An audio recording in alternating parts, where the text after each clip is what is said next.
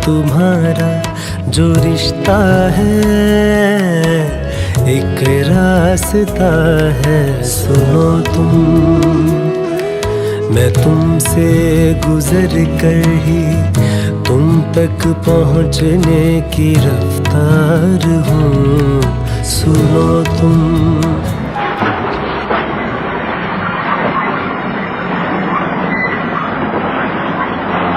12 अक्टूबर 1938 Scindia state railway के एक बड़े अफसर मुर्तजा हसन के यहाँ तीसरे बच्चे की पैदाइश हुई है। नाम रखा गया है मुक्तदा हसन। ये जब की बात है, तुम भी न थे निगाहों में, तुम्हारे नाम की खुशबू थी मेरी राहों में। बच्चे की परवरिश में माँ जमील फातिमा की ममता और शायर बाप की आशिक मिजाजी ही नहीं, बल्कि बड़े दालान और आंगन, ऊंची दीवारें, इमली और नीम के दरख्त, कुएं, कच्चे पक्के छप्पर, मस्जिद के पेशे इमाम, हिजड़ों के मुखिया हाजी जी, पंडित जगत राम, ख्वाजा खातून की दरगाह, जिनको काबू में रखने वाले काजी जी, दिल्ली में बंगाली बाबू की पाठशाला, मुल्क में अंग्रेजों की कमजोर होती हुकूमत, फिर मुल्क बंटवारा और फिर पूरे परिवार का देश से पलायन। इन सब ने बच्चे को पढ़ाया लिखाया है और आगे आने वाले संघर्षों से मुकाबला करने के काबिल बनाया है। दरिया बहता रहता है, साहिल चुप चुप रहता है, वक्त हमेशा इन दोनों का किस्सा कहता रहता है। मुक्तदा हसन अब बड़ा हो गया है, समझदार भी हो गया है, लेकिन तन्हा है। तन्हाई की घुटन उसे मजबूर कर रही है कि वो बंद दीवारों में नई खिड़कियां खोले, नई दिशाओं से हम कलाम हो, और उसने ऐसा किया भी। मुक्तदा हसन को उन्हीं दीवारों के बीच छोड़कर उसने नई फिजाओं में छलांग लगा दी।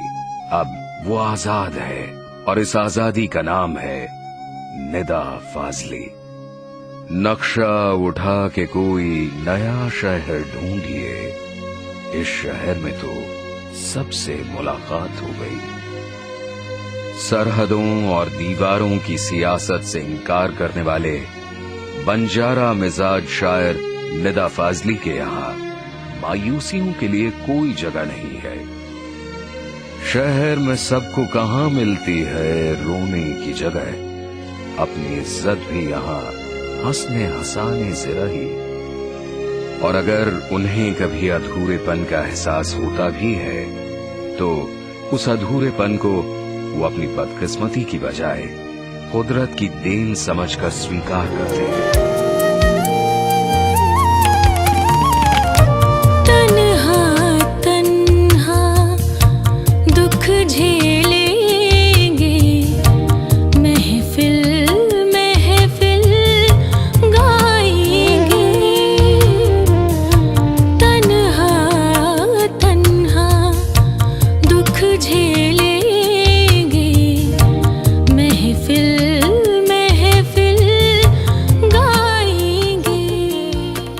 जैसा कि सबके साथ होता है, निदा फाजली भी उम्र के उस पड़ाव पर पहुंचते हैं जहां लड़कियां चलते फिरते खजाने नजर आती हैं, जिनमें सोना चांदी, हीरे मोती और न जाने क्या क्या भरे हुए हैं।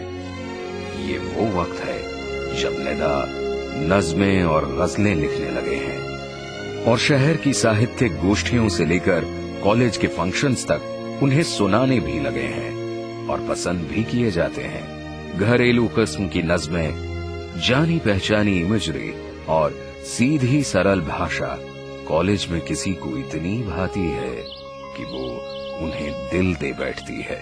निदा को इश्क से इश्क है, उसने बड़ी साधना से ये डगर पहचानी है। कबीर की तरह वो भी 2.5 अक्षर का ज्ञानी है।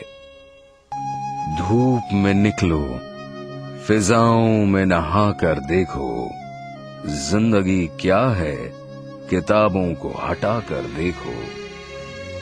निदा ने जिंदगी के साथ कई दिशाओं में सफर किया है और उनकी शायरी इसी सफर की दास्तान है, जिसमें कहीं धूप है, कहीं छांव है, कहीं शहर है, कहीं गांव है।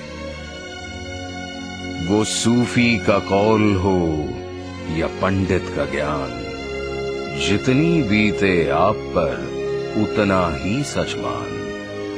जिंदगी और शायरी के सफर में चलते चलते ये शख्स वहां पहुंच गया है। तुम्हारी कब्र पर मैं फातिहा पढ़ने नहीं आया। मुझे मालूम था तुम मर नहीं सकते। तुम्हारी मौत की सच्ची खबर जिसने उड़ाई थी वो झूठा था। वो तुम कब थे? कोई सूखा हुआ पत्ता हवा से हिल के टूटा था। मेरी आंखें तुम्हारे मंजरों में कैद हैं अब तक। मैं जो भी देखता हूँ, सोचता हूँ, वो वही है जो तुम्हारी नेकनामी और बदनामी की दुनिया थी। कहीं कुछ भी नहीं बदला, कहीं कुछ भी नहीं बदला। तुम्हारे हाथ मेरी उंगलियों में सांस लेते हैं। मैं लिखने के लिए जब भी कलम कागज उठाता हूँ, तुम्हें बैठा हुआ मैं अपनी ही कुर्सी में पाता हूँ। तुम्हारी कब्र पर जिसने तुम्हारा नाम लिखा है वो झूठा है। तुम्हारी कब्र में मैं दफन हूँ, तुम मुझ में जिंदा हो। कभी फुर्सत मिले तो फातिहा पढ़ने चले आ।